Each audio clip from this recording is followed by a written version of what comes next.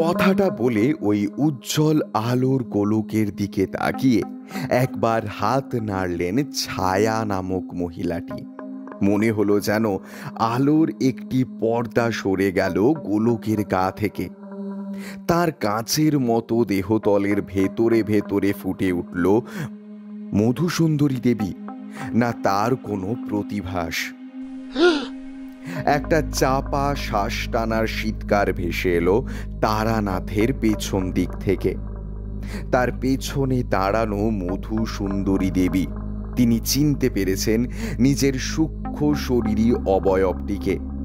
চাপা স্বরে তিনি বললেন, তুমি আর আমি, আমরা দুজনেই তবে পূর্ব পরিচিত। এই জন্যই আমার নাম জানতে তুমি।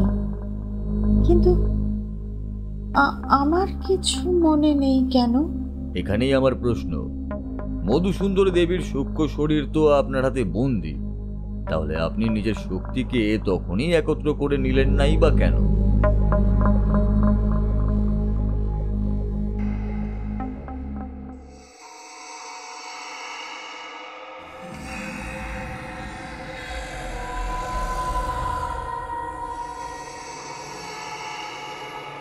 তুমি নিজে একজন অলৌকিক শক্তির অধিকারী তান্ত্রিক হয়েও এরকম আকাট মূর্খের মতো প্রশ্ন করলে কি করে তারানাথ? তুমি তো সপ্তম স্বর্গের দেবতাদের সাথেও সংযোগ স্থাপন করতে পারো। মহাযুদ্ধে এভাবেই তো মানব সভ্যতাকে সংকট থেকে রক্ষা করলে তুমি। আপাতত তুমি জানো না যে মধুসুন্দরী বর্তমান স্থূল শরীর থাকাকালীন তার ভবিষ্যৎ কতটা অবাস্তব। ভবিষ্যৎ তো সতত পরিবর্তনশীল। ওই অতগুলি পরিবর্তনশীল সম্ভাবনাগুলি মধ্যে একটি তবে বাস্তব। তবে স্থূল দেহ থাকাকালীন মধুসুন্দরীর সূক্ষ্ম শরীরের অস্তিত্ব অকিঞ্চিতকর। মধুসুন্দরীর স্থূল শরীরটিকে বিনাশ করে যদি আমি ওর সূক্ষ্ম শরীরকে অধিকার করে নিই, তবে ওই আলোর গোলকে আটকে থাকা ওর ভবিষ্যতের সূক্ষ্ম শরীরের কোনো অস্তিত্বই থাকবে না, কারণ সময় সারণীতে পরিবর্তন হয়ে গিয়েছে। তুমি বুদ্ধিমান তারানাথ। ওই সূক্ষ্ম শরীরটি একটি বুদবুদের মতো, যার অস্তিত্ব ক্ষণস্থায়ী। এবারে সরে যাও আমাদের পথ থেকে। মধুসুন্দরীর আত্মার কর্তৃত্ব নেওয়ার সময় এসে গিয়েছে। না, ওর এখনো মৃত্যুর। সরে যাও তাড়াতাড়ি। আমি অনেকটা সময় ব্যয় করেছি এই অসাধ্য সাধন করতে।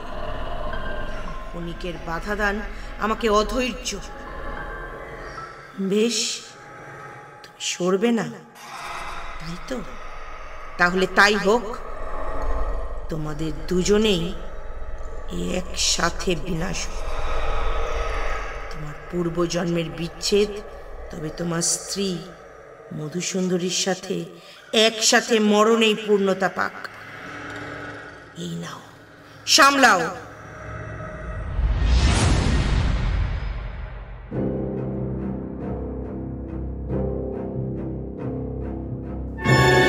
কথাটা বলেই নিজের অদ্ভুত দর্শন দণ্ডটিকে একবার প্রবল বেগে ঘোরালেন ছায়া। একটি সুতীব্র শক্তিপুঞ্জের কালো লহর বিদ্যুৎ গতিতে কাছে এসে আঘাত করতে গেল তারানাথ আর তার পেছনে দাঁড়ানো মধুসুন্দরী দেবীকে। অন্তিম মুহূর্তে একটা পাল্টা আলোর বলয় তৈরি করে মারাত্মক সেই আঘাত কোনো মতে প্রতিহত করলেন তারানাথ। প্রবল শক্তিতে কৃষ্ণ শক্তি প্রহার করেছিলেন ছায়া। দাঁতে দাঁত চিপে নিজের সুরক্ষা বলায় যথাসত্ত্ব ধরে রেখেছিলেন তারানাথ। কিন্তু এভাবে কতক্ষণ ধরে রাখতে পারবেন তিনি? নিজের প্রতিরোধ শক্তির সেই সীমানায় চলে এসেছিলেন তারানাথ। বুঝতে পারছিলেন ওই নিরবিচ্ছিন্ন কালো শক্তির প্রাণঘাতী লহরকে বেশিক্ষণ ধরে রাখতে পারবেন না তিনি।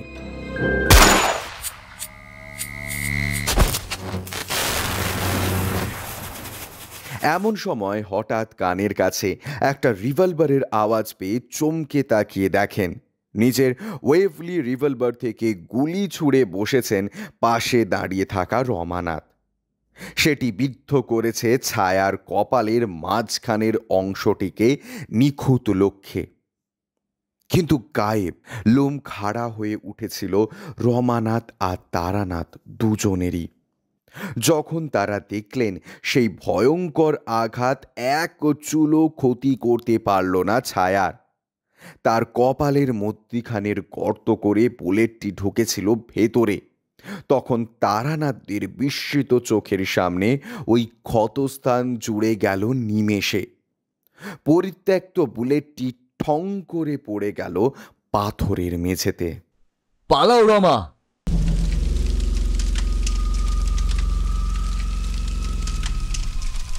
ভয়ঙ্কর সর্বগ্রাসী চোখ দুটি রমানাথের দিকে মেলে নিজের হাতের দণ্ডটি তার দিকে তুলে ধরতে চাপা আতঙ্কিত কণ্ঠে তারানাথ সাবধান করলেন বন্ধুবরকে।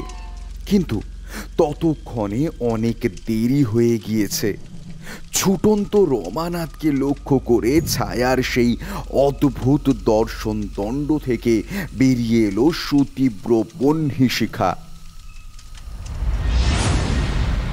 মুহূর্তের মধ্যে ধেয়ে গেল তার দিকে। পেছন থেকে তাকে আঘাত করবার সাথে সাথে মাটিতে মুখ থুবড়ে পড়ে গেল রমানাথ, একদম নীরব, নিথর, নিশ্চল হয়ে। নিষ্পলক চোখে সেদিকে কিছুক্ষণ তাকিয়ে রইলেন তারানাথ। বন্ধু রমানাথের শরীরে প্রাণের কোনো লক্ষণ নেই। মারা গিয়েছেন তিনি, সম্ভবত মাটিতে পড়বার আগেই। রিভলভারখানা ছিটকে বেরিয়ে গিয়েছে হাত থেকে।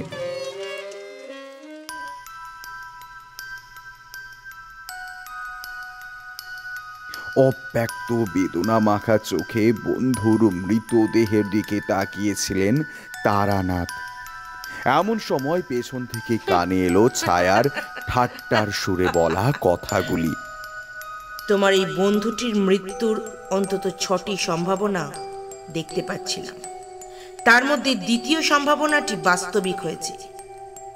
এই মোটা খুলির প্রাণীটি জানতো না কোনো ধাতব অস্ত্র আমার কোনো ক্ষতি করতে পারে না। না হলে ওরকম বেমক্কা আমাকে আক্রমণ। সজল চোখে রমানাথের দেহটির দিকে তাকিয়ে দাঁড়িয়েছিলেন তারানাথ। ছায়ার কথাগুলি মনে হয় তার কানে ঢোকেনি, অথবা ঢুকলেও তার অর্থ কতটা বুঝেছেন সেই বিষয়ে যথেষ্ট সন্দেহ রয়েছে। বেশ কিছুক্ষণ পরে আচমকা বেদির পাথরের মেঝের ওপর বন্ধুর দেহের সামনে ধপ করে বসে পড়লেন তিনি, একদম সম্পূর্ণ ধ্যানস্থ অবস্থায়। বিশ্ব চরাচর, জগৎ, সংসার সব ভুলে পেছন থেকে ভেসে আসা তীক্ষ্ণ শ্লেষ বা ঠাট্টার দিকেও নজর ছিল না তার।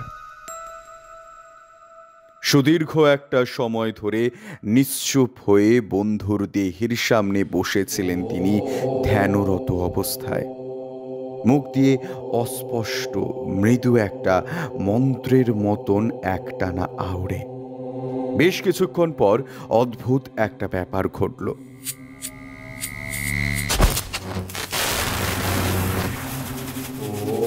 রমানাথের নিথর হয়ে যাওয়া দেহটিকে ঘিরে হঠাৎ ফুটে উঠল একসার উজ্জ্বল আলোর ফুলকি।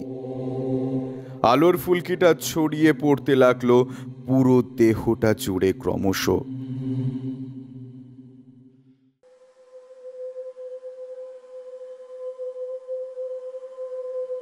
মেঝেতে স্থির হয়ে ধ্যানের ভঙ্গিতে বসে থাকা তারানাথের উদ্দেশ্যে আরও কিছুক্ষণ কাল বর্ষণ করেও যখন কোনো লাভ হলো না, তখন তার দিক থেকে মুখ ঘুরিয়ে অদূরে একটি মূর্তির পেছনে আশ্রয় নেওয়া মধুসুন্দরী দেবীকে বার করলেন ছায়া। নিজেকে বাঁচানোর জন্যই ওইখানে আশ্রয় নিয়েছিলেন হয়তো অসহায় মেয়েটি।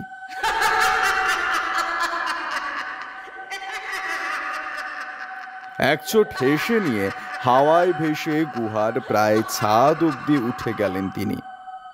গোটা ঘরটি বিশাল এক বাদুড়ের মতো এক পা খেয়ে অবশেষে ফের নেমে এলেন মাটিতে। অন্ধকারে একটা বীর যোদ্ধা মূর্তির পেছনে দাঁড়িয়ে সাবধানে মুখ বাড়িয়ে আশপাশ তাকাচ্ছিলেন মধুসুন্দরী দেবী। রমানাথ নামক ওই মানুষটিকে চোখের সামনে মারা পড়তে দেখে সমস্ত সাহস উড়ে গিয়েছিল তার। এখন ওর সাথেই আসা তারানাথ নামক ব্যক্তিটিকে বন্ধু বিয়োগে দ্রোণাচার্যের মতো অবস্থায় বসে ধ্যান করতে দেখে ওখানে দাঁড়িয়ে থাকতে আর সাহস কুলোয়নি মধুসুন্দরী দেবীর। কোনো মতে ওখান থেকে পালিয়ে ওই দিকে ওই মূর্তির পেছনে আত্মগোপন করলেন তিনি। মুখ বাড়িয়ে তারানাথকেই খুঁজছিলেন আর বুঝতে চাইলেন ছায়া বর্তমানে কোথায় রয়েছেন। এমন সময় হঠাৎ পেছন থেকে অস্পষ্ট কিছু খসখস শব্দ কানে ভেসে আসায় ঘাড় ঘুরিয়ে পেছন দিকে তাকাতেই আঁতকে উঠে ভয়ে কাঁটা হয়ে মূর্তিটির সাথে যেন সেঁটে গেলেন মধুসুন্দরী দেবী। তার অজান্তে তার ঠিক পেছনেই কোথা থেকে উড়ে এসে জুড়ে বসেছেন অদ্ভুত দর্শন মহিলাটি।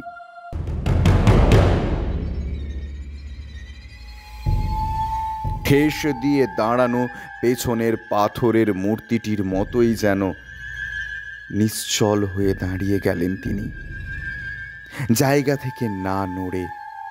পরক্ষণেই ছায়ার হাতের ধারালো নখগুলি সোজা আমূল গিথে গেল মধুসুন্দরী দেবীর বুকে, ঠিক যেখানে মানুষের হৃদয় থাকে সেইখানেই।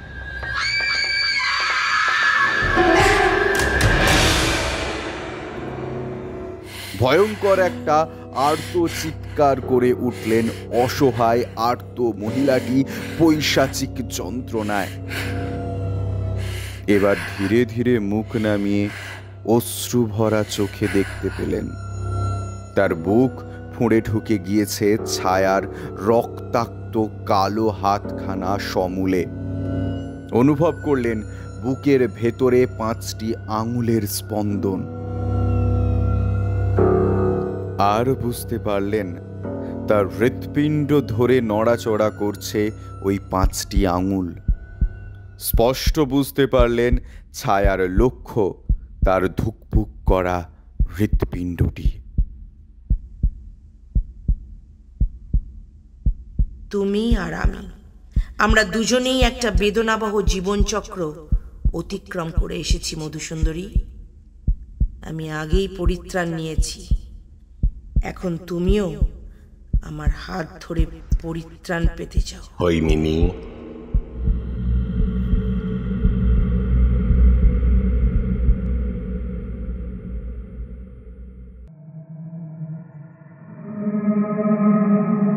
নিজের কথা শেষ করেই সম্ভবত মধুসুন্দরী দেবী হৃৎপিণ্ডটি বাইরে টেনে বের করে আনতে প্রস্তুত হচ্ছিলেন ছায়া। এমন সময় হঠাৎ একটি পরিচিত গলায় পুরনো সম্ভাষণে চমকে উঠে পাশে মুখ ঘুরিয়ে তাকালেন তিনি।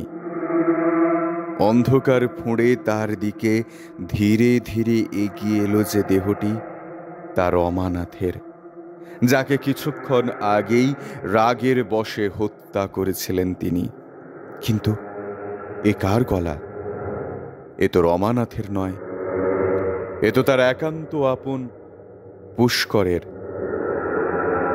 মধুসুন্দরী দেবীর শরীরে গিথে থাকা ডান হাতখানা ধীরে ধীরে বাইরে বের করে নিতে ধপ করে মাটিতে পড়ে গেল তার অচেতন দেহ।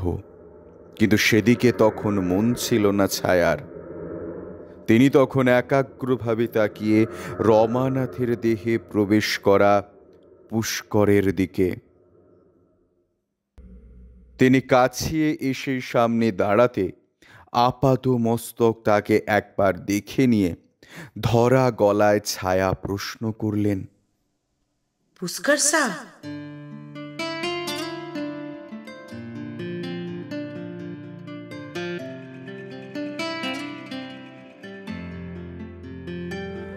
তুমি ঠিকই চিনেছ হৈমিনী। তোমার ঐকান্তিক কামনায় আজ আমি ফিরে আসতে পেরেছি মৃত লোক থেকে মরণশীলদের মাঝখানে, তোমার সামনে।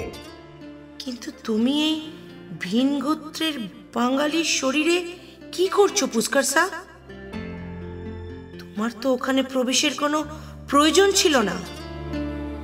জামিলা তোমার দেহটিকে মেরে ফেলেছিলেন, তারপর আমি সেই দেহটিকে মূর্তি বানিয়ে রেখেছিলাম এই ভেবে যে একবার তোমার আত্মাকে ওই মূর্তিতে প্রবেশ করিয়ে তারপর ওটিকে আবার শরীরে রূপান্তরিত। তুমি একবার আমার সাথে এসো প্রিয়া, তোমাকে দেখাই আমি কিভাবে এলাম। হতবম্ব হৈমিনীর হাত ধরলেন পুষ্কর। তারপর স্বাভাবিক ছন্দে হেঁটে এসে দুজনে উপস্থিত হলেন বেদির সিঁড়ির পাদানির কাছে। একটি দেহ পড়ে সেখানে, ধ্যানের ভঙ্গিতে বসে তারানাথ। ধ্যানরত অবস্থাতেই মারা গিয়েছেন তিনি কোনো এক অজ্ঞাত কারণে। অবাক মেনে ছায়া পুষ্করের দিকে তাকালেন। ওই সাধক ব্যক্তিটি নিয়ে এসেছেন আমায় নিজের আত্মার বিনিময়ে। যে দেহটি এখন আমি অধিকার করে আছি সেই দেহে। তুমি জানতে চাও না হৈমিনী, এই কাজ কেন করেছেন উনি? যে মেয়েটির মৃত্যু হলো তাকে উনি ভালোবাসেন। নিজের বন্ধুকে হারিয়ে উনি বুঝতে পারেন যে তোমাকে রোকবার মতো শক্তি ওনার নেই। তাই কাল বিলম্ব না করে মৃত্যুলোকে উনি প্রার্থনা জানান আমার আত্মাকে পৃথিবীতে পাঠানোর জন্য, যাতে আমি ফিরে আসতে পারি, তোমার সাথে আমার মিলন হয়। তবে তো ভালোই হলো পুষ্কর স্যার, আমার অতিরিক্ত খাটুনি কমলো। তুমিও একটা নতুন শরীর। হৈমিনী, ভালোবাসবার জন্য, ভালো রাখবার জন্য শরীরের প্রয়োজন পড়ে না। তুমি তো এইরকম ছিলে না। যে হৈমিনীকে আমি ভালোবাসতাম তার অন্তর মানুষের দুঃখ দেখলে কেঁদে উঠত। পরোপকার সেই হৈমিনীর চারিত্রিক ধর্ম ছিল। তাকে দেখলে বুকে স্থির প্রত্যয় হতো যে বিপদে কেউ পাশে রয়েছে। আর আজ তুমি নিজেকে দেখো হৈমিনী, তোমার শরীরে ছায়া বাসা বাঁধবার পর তোমার কি অবস্থা করেছে দেখো। অন্যের মৃত্যু দেখেও তুমি কি অবিচলিতই থাকবে? তোমার মনে কোনো অনুতাপ জাগবে না? বেশ, তোমার সাথে মিলতে চাই পুষ্কর স্যার, কিন্তু ছায়াকে আমি শরীর থেকে তাড়াবো কি করে? খুব সহজ হৈমিনী। বাকিরা ছায়াকে আশ্রয় দিয়েছিল লোভের বশবর্তী হয়ে। ক্ষমতার লোভ অন্ধ করে ফেলেছিল তাদের যুক্তিবোধ, তাদের দর্শনকে। কিন্তু তোমার ক্ষেত্রে লোভ কাজ করেনি হৈমিনী, কাজ করেছিল নিজের মৃত প্রেমিকের প্রতি আনুগত্য, তাকে ফিরিয়ে আনবার একান্ত জেদ। এটাই কারণ তোমার এই কালো শরীরের ভিতরে এখনো আত্মা থাকবার। নয়তো একবার ছায়া যে শরীরকে অধিকার করে সেই শরীরে অন্য কোনো আত্মাকে সে থাকতে দেয় না। তুমি লড়াই করো প্রিয়া। যে শরীরটি বহুদিন আগেই হাতছাড়া হয়ে গিয়েছে সেই শরীর ছেঁড়া চটির মতো পিছনে ফেলে রেখে চলো আমার সাথে। এই দুজনের সময় এখনো শেষ হয়নি, এদের বাঁচাতে হবে। আমরা দুজনে মৃত্যুলোকে গেলে তবেই এই দুই পবিত্র আত্মা মুক্তি পাবে। কিন্তু মধুসুন্দরী, ওকে তো আমি এই কিছুক্ষণ আগেই মেরে। মধুসুন্দরী, মৃত্যু সর্বদাই বেদনাময় হৈমিনী, কিন্তু উনি মারা পড়েছেন ওনার নিজের সময়ে, আর এই দুজন মারা পড়েছেন অতীতে এসে। যা ঈশ্বরের বিধানের পরিপন্থী। মৃত্যুলোকের রক্ষকরা অত্যন্ত হিসাবী। দুটি আত্মার পরিবর্তে তিনটি আত্মাকে ওরা কিছুতেই।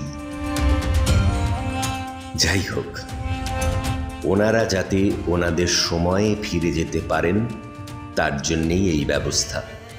এই যে করে রাখলাম। এবারে নিজের হাতে ধরা অদ্ভুত দর্শন দণ্ডটি বেদির ওপরে সুবিশাল আলোর গোলকের দিকে তুলে ধরলেন ছায়া। এবার হাত ছেড়ে দিতেই হঠাৎ এক প্রবল টানে দণ্ডটি বাতাস কেটে ছুটে এলো অদূরে দাঁড়ানো আলোর সুবিশাল গোলকটির দিকে। এই শুকিয়ে যাওয়া শরীর ত্যাগ করে পরিশুদ্ধ হয়ে যে হৈমিনী বেরিয়ে আসবে, নিঃসন্দেহে তাকেই আমি ভালোবাসতাম। তার সঙ্গী হয়ে অনন্তের পথে যাত্রায় আমার আর কোনো মানসিক বাধা থাকবে না। এবারে আমার সাথে এসো প্রিয়তমা, এসো। রমানাথের দেহে আশ্রয় নেওয়া পুষ্কর ছায়ার আশ্রয় নেওয়া হৈমিনীর দিকে হাত বাড়াতে হৈমিনীও হাত বাড়িয়ে দিলেন তার দিকে। পরক্ষণেই একটা অদ্ভুত ব্যাপার ঘটল। হাত ধরা অবস্থাতেই দুজনেই যেন হঠাৎ কাটা কলা গাছের মতো পড়ে গেল মাটিতে একসাথে। তারপরে ছায়া বা হৈমিনীর দেহটি ছটফট করছিল অসহ্য এক যন্ত্রণায়। কোন ব্যথা যেন কুড়ে কুড়ে খাচ্ছিল তাকে ভেতর থেকে। বেশ কয়েকটি মুহূর্ত কেটে গেল এইভাবেই। এইবারে হঠাৎ তার দেহ ফুঁড়ে ভেতর থেকে বাইরে বেরিয়ে এলো ভয়ঙ্কর এক নারী মূর্তির ছায়াময় অবয়ব। তার মুখ কঙ্কালের। ওই নারী মূর্তির শরীর বলে কোনো বস্তু নেই, পুরোটাই মুখ। বিরাট সেই কালো মুখ এখন বিকট ব্যাদান করে উঠল সরসে। তীব্র অপার্থিব এক গর্জনের সাথে অদূরেই তার দিকে মুখ করে বসা ধ্যানরত তারানাথের নিশ্চল দেহটিকে লক্ষ্য করে। বিকট সেই গর্জন শেষ হতে গুহার ছাদ হেলায় তুলে দিয়ে ওপরের কৃষ্ণবর্ণের আকাশের দিকে বিদ্যুতের গতিতে ধেয়ে গেল সেই অবয়ব।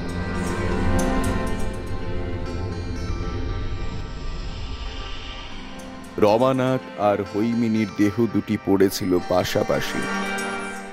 বেশ কিছুক্ষণ পর একটি আলোর বলয় একটি বিন্দু থেকে ক্রমশ ভাস্বর হয়ে ঢেকে ফেলল দুটি দেহকে।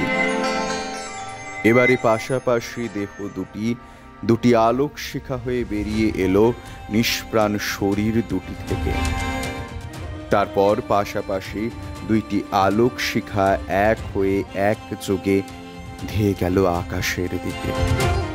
হৈমিনী আর পুষ্কর তাদের বহু প্রতীক্ষিত একসাথে পথ চলা এবার শুরু হলো একত্রে। ঘন অন্ধকার বৃষ্টিমুখর রাত্রি থেকে অনেক উঁচুতে আলোক দীপ্ত তারাদের দেশে। সেখানে রয়েছে স্বাধীন মুক্ত চিন্তার অবাধ ছাড়পত্র।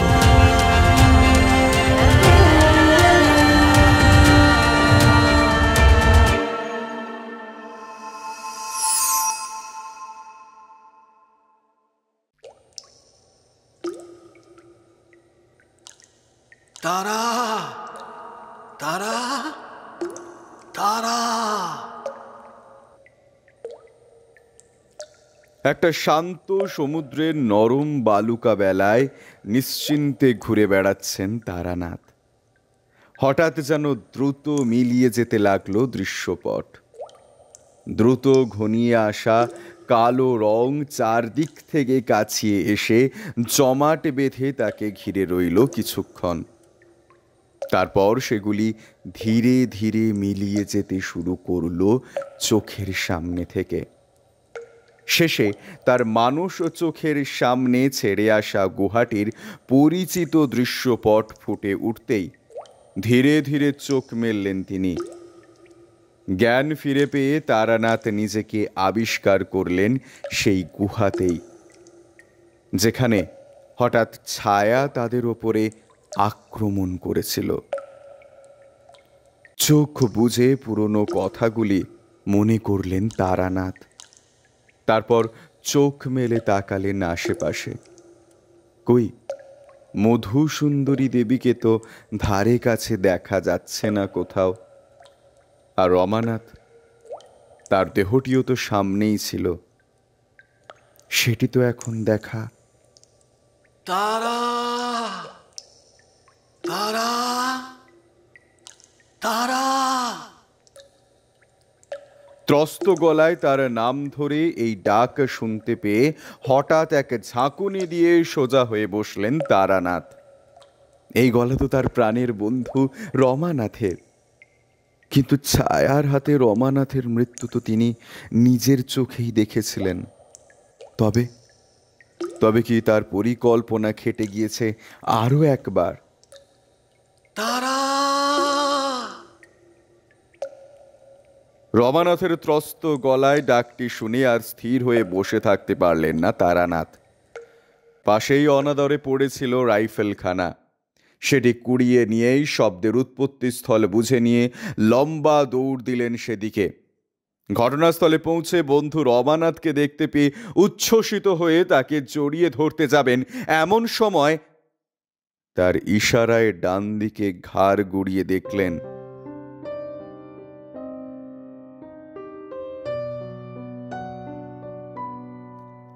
মাটিতে অনাদরে পড়ে ছায়ার দেহ।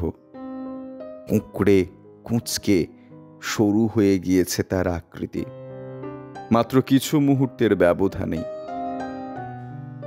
বাদুড়ের বিশাল ডানা দুটি ছড়িয়েছিল দুইটি পাশে। তারানাথ ও রমানাথের বিস্মিত চোখের সামনে সেগুলি হঠাৎ দুপাশ থেকে ভাঁজ হয়ে গুটিয়ে গিয়ে ছায়ার অবশিষ্ট শরীরটিকে ঢেকে দিল সম্পূর্ণ। কিছুক্ষণ পর ধীরে ধীরে গুঁড়ো হয়ে মিলিয়ে গেল ছায়ার জাগতিক দেহ। কণা মাত্র আর পড়ে রইল না তার অবশেষ। আমি অজ্ঞান হয়ে গিয়েছিলাম সিঁড়ির ওপর, এ কথা আমার স্পষ্ট মনে পড়ছে। কিন্তু আমি সিঁড়ির থেকে এতটা সরে এখানে এসে পড়লাম কখন তা জানি না। হ্যাঁ, কিছু মনে পড়ছে না।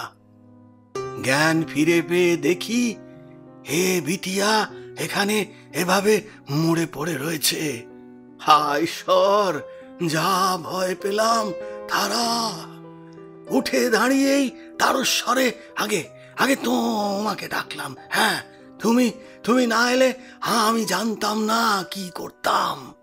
হে হে পিশাচটা তখন আমার পাশেই, হ্যাঁ আমার পাশেই। একটানা কথাগুলো বলে হাঁপাতে লাগলো রমানাথ। তার কথা চলাকালীন আশেপাশে তাকিয়ে দেখছিলেন তারানাথ। ঠিক এই সময়টাতেই তার চোখে পড়ল অদূরে বেদির ওপরে সেই সুবিশাল আলোর গোলকের ভেতরে সেই অদ্ভুত দর্শন দণ্ডটি, যা তারা দুজনেই এর আগে দেখেছিলেন ছায়ার হাতে। এখন রমানাথের কথা শেষ হতেই তিনি বললেন, ছায়া কোনো পিশাচ নয় ভাই রমা, ভুল বললাম। ছায়া এই ব্রহ্মাণ্ডের এক প্রাচীনতম অন্ধকার শক্তি, যার উৎপত্তি পৃথিবীর বিকাশ কালে, যিনি শক্তি সংগ্রহ করেন অন্ধকার বিশ্ব থেকে এই মহাশক্তির বিবাদ আলোর দেবতার সাথে। তাই সামঞ্জস্য বিঘ্নিত করবার জন্য ছায়া প্রায়ই পৃথিবীতে নেমে আসেন মানুষদের মধ্যে লোভ, ঈর্ষা, বিবাদ জাগিয়ে নিজেদের মধ্যে যুদ্ধে জড়িয়ে পড়তে। এই কাজের জন্য তার প্রয়োজন হয় একটি মানুষের শরীর, এমন একজন পথভ্রষ্ট মহিলার শরীর যার মনের মধ্যে প্রথম থেকেই লোভ প্রচুর পরিমাণে রয়েছে। যতজন এইভাবে ছায়াকে নিজের শরীরে ধারণ করেছেন এর আগে, তারা লোভের বশবর্তী হয়েই এই কাজ করেছিলেন। কিন্তু যার সাথে আমাদের ভেট হলো, সেই মহিলার ক্ষেত্রে কিন্তু এমনটি হয়নি। এর নাম হৈমনী। লোভ দ্বারা চালিত হয়ে নয়, ছায়াকে ধারণ করবার পিছনে এর কারণ ছিল অন্য। নিজের মৃত প্রেমাস্পদকে বাঁচিয়ে তোলবার তাগিদ। এটাই কারণ ছায়া কখনো হৈমণিকে সম্পূর্ণভাবে গ্রাস করতে পারেনি, ফলে হৈমণিকে নিয়ন্ত্রণ করবার ক্ষমতা এর পুরোপুরি ছিল না। এটাই সেই ছিদ্র যা দিয়ে শক্তিশালী ছায়ার বিরুদ্ধে লড়া যেত ভাই রমা। আর আমি সেটাই করেছি। যখন ওই ছায়ার প্রহারে তোমার আত্মা অমৃত লোকের উদ্দেশ্যে পাড়ি জমায়, ঠিক তখনই আমি যোগাযোগ করি ওপরের স্তরের দেবতাদের সাথে। তাদের সহায়তায় তখনই আমি ছায়ার অন্তরালে লুকিয়ে থাকা হৈমণিকে চিনতে পারি, জানতে পারি ওর জীবনের ইতিহাস। সাথে সাথে আমি যোগাযোগ করি মৃত্যুলোকে পুষ্করের সাথে। উনি রাজি হন হৈমণির আত্মাকে এখান থেকে সাথে নিয়ে গিয়ে ছায়ার আগ্রাসন বন্ধ করতে, আর নিজের আত্মার বিনিময়ে তোমার আত্মাকে ভব নদীর এপারে এনে তোমার দেহে ফিরিয়ে দিতে। শেষ পর্যন্ত তাই হয়। তোমার শরীরে ভর করে পুষ্করের আত্মা। হৈমণিকে বুঝিয়ে এখান থেকে নিয়ে যেতে এই ছায়া দুর্বল হয়ে বেরিয়ে আসে হৈমণির নিষ্প্রাণ দেহ থেকে। হৈমণির পর সাথে সাথে পরবর্তী কোনো দেহ খুঁজে না পাওয়ায় ওকেও পাড়ি জমাতে হয় অন্ধকার বিশ্বে। ছায়ার রাজত্ব বাস্তব লোকে আপাতত শেষ। সে তো না হয় বুঝলাম ভাই তারা, কিন্তু কিন্তু আমরা এখন বাড়ি ফিরবো কি করে? মধুসুন্দরী দেবী, উনি কোথায়? উদ্বিগ্নভাবে প্রশ্নটি ছুড়ে দিয়েই এবার ইতি উতি তাকালেন তারানাথ। আর ঠিক তখনই চোখে পড়ল অদূরে আধো অন্ধকারে একটি পাথরের মূর্তি পাশ থেকে বেরিয়ে মাটিতে লুটিয়ে রয়েছে, একটি সাদা শাড়ির আঁচল। দুজনেই দৌড়ে গেলেন সেদিকে। দেখা গেল পাথরের মূর্তিটির পায়ের কাছে পড়ে রয়েছে মধুসুন্দরী দেবী।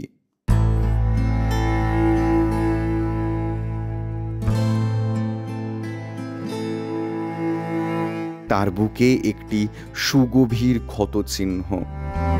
ওখান থেকে বেরোনো রক্তের মোটা ধারা শুকিয়ে কালচে হয়ে এসছে। ভারী, মোটা ও তীক্ষ্ণ কোনো কিছু একটা ওই স্থান দিয়ে ঢোকাবার স্পষ্ট ছাপ।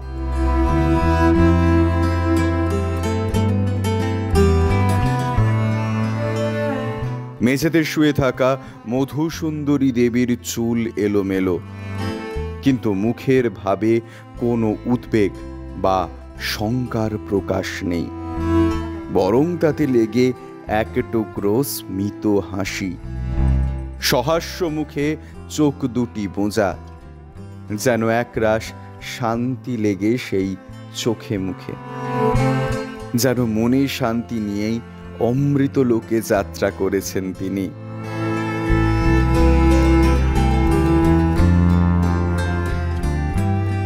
হতাশভাবে দাঁড়িয়ে তার সেই প্রশান্ত মুখটি দেখছিলেন তারানাথ। তারপর ধপ করে তার পাশে বসে পড়ে থাকা মাথাটি কোলের কাছে টেনে তুললেন তিনি। মুখটা ঝুঁকে গেল সামনে। নিজের কখনো না পাওয়া প্রেমিকার কপালে এঁকে দিলেন স্নেহ চুম্বন। তারপরেও দীর্ঘ একটা সময় মধুসুন্দরী দেবীর দেহটিকে জড়িয়ে ধরে বসে রইলেন তারানাথ।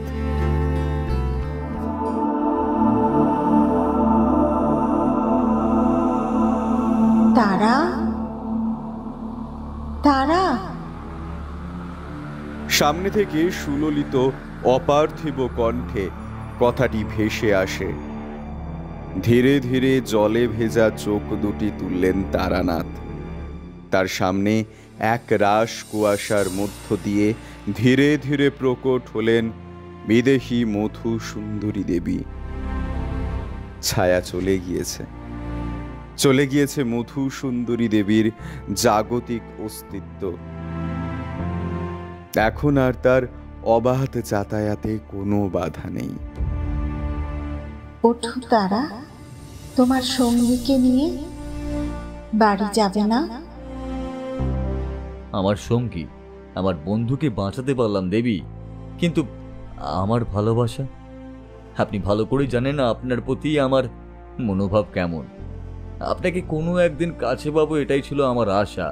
আর আজ বিধির বিচিত্র বিধানে জানতে পারলাম আপনাকে কাছে পাওয়ার কোনো উপায়ই আর নেই। আপনার স্থূল শরীরের আর কোনো অস্তিত্বই নেই। কেমন ভালোবাসা মধুসুন্দরী দেবী, যেখানে কোনো পরিণতিই নেই। ভালোবাসা কোনো পরিণতির দিকে ঝুঁকে থাকে না তারা। ওটা অন্তরের নিজস্ব পবিত্র অনুভূতি।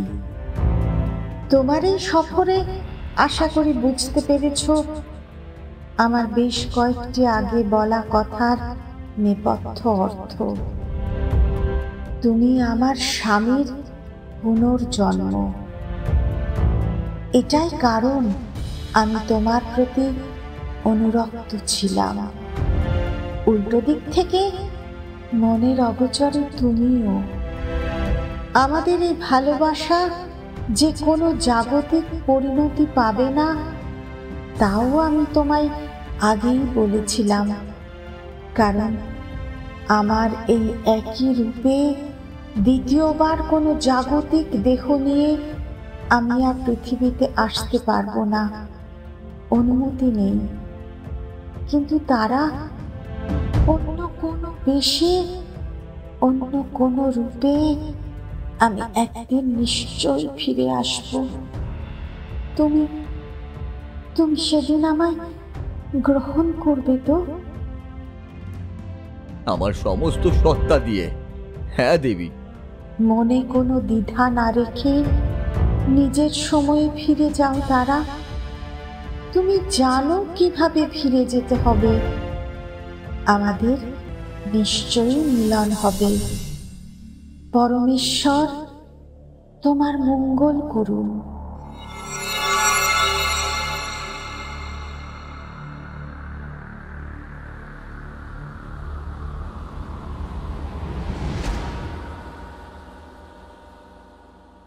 তারা, তারা, তুমি তুমি ঠিক আছো তো ভাই?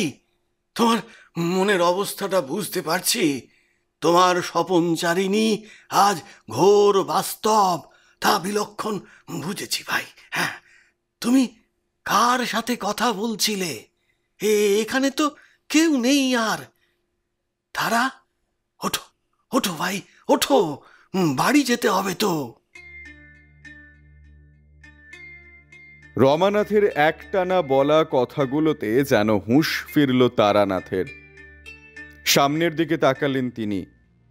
কুয়াশার সমেত মধুসুন্দরী দেবী ততক্ষণে অদৃশ্য হয়ে গিয়েছিলেন ঘরটি থেকে।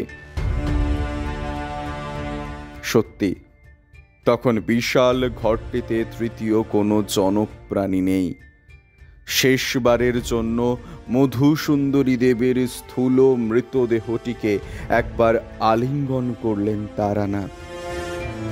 তারপর ধীরে ধীরে তাকে মাটিতে শুইয়ে দিয়ে একটা দীর্ঘশ্বাস ফেলে উঠে দাঁড়িয়ে রমানাথকে নিয়ে অকুস্থল ছেড়ে এগিয়ে এলেন বেশ কয়েক পা, বেদির ওপরে জ্বলতে থাকা আলোর গোলকের কাছে। রমানাথ নিঃশব্দে অনুসরণ করে এলেন তাকে। ভাই রমা, আমাকে শক্ত করে ধরে থাকো, আজ যেন না ছাড়ে। পিঠ থেকে বন্দুকটা খুলে হাতে নিয়েছেন তারানাথ। এবার তাকে জড়িয়ে রমানাথ দাঁড়িয়ে পড়তেই ঠান্ডা মাথায় বন্দুকটা তুলে আলোর গোলকটি লক্ষ্য করে একটাবার গুলি ছুড়লেন তিনি। বাতাস কেটে এগিয়ে গেল গুলিটি। আলোর গোলকে তা বিদ্ধ হওয়া মাত্রই প্রবল বিস্ফোরণে শতধা বিভক্ত হয়ে ফেটে গেল সেটি।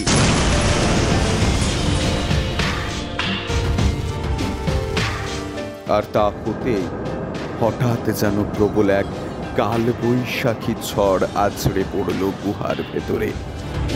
প্রবল এক শোঁ শোঁ শব্দের সাথে যেন নড়ে উঠল গুহার ওই বিরাট ঘরটির ভেতরের সবকিছু।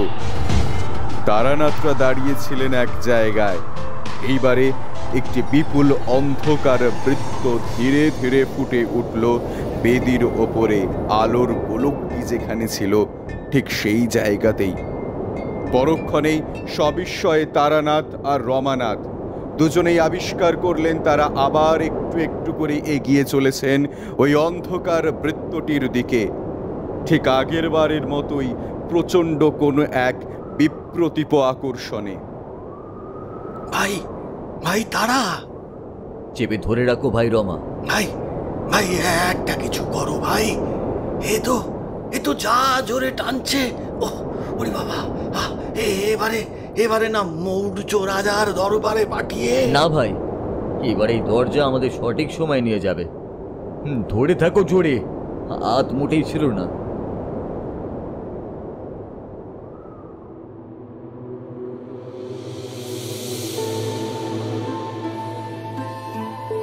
দুজনের আতঙ্কগ্রস্ত কথাবার্তার মধ্যেই একটু একটু করে দুটি দেহ এগিয়ে চলল সামনের দিকে।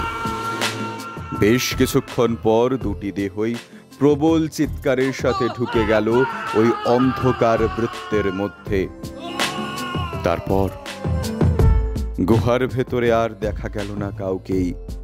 শেষ হলো ছায়ার দাপট। আপাতত শান্ত সর্বগ্রাসী খোদা। পেছনে অন্ধকারে পড়ে রইল রহস্যময় এক গুহা, একজন অসহায় নারীর দেহ বুকে ধরে রেখে। এমন কেউ যার সাথে জুড়ে রয়েছে তারানাথ তান্ত্রিকের বিধি।